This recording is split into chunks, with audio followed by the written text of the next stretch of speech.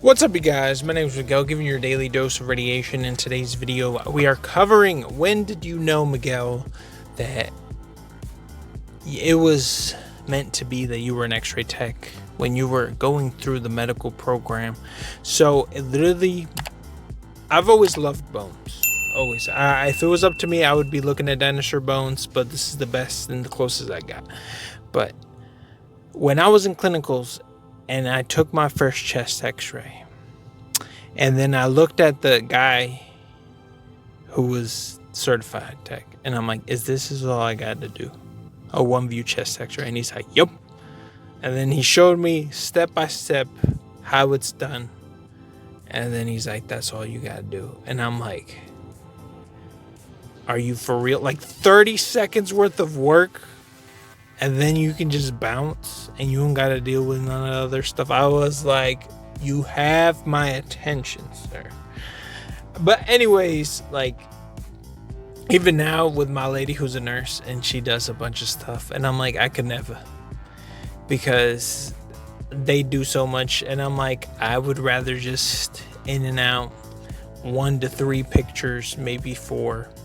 And it's easy, it's simple patient care, and you really can't beat it. Like all the other medicals, like my hat, especially the more like not doctors and stuff, but like they have to do so much charting and doing so much. Like we do charting a lot in the main fluoroscopy department, but like the other, like it's just chest pain, 2 days. Or unable to get optimal image due to patient this, or patient was shielded. Like it's so easy sometimes. Occasionally we do have harder stuff, traumas and stuff like that, but it's a pretty good gig. I know some people don't like our profession because it gets repetitive, but I'm like, you can't beat 1-view chest X-rays, 30 seconds of work, and just boots him back, like just shoot him and then keep it pushing. Next patient.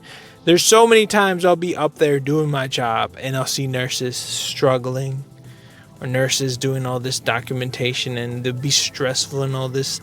There'll be so many times a code will come in and they'll be running like little ants, doing all this 5-10 minutes, and then I'm just back there chilling, waiting for the doctor to be like, we need your chest X-ray, post intubation.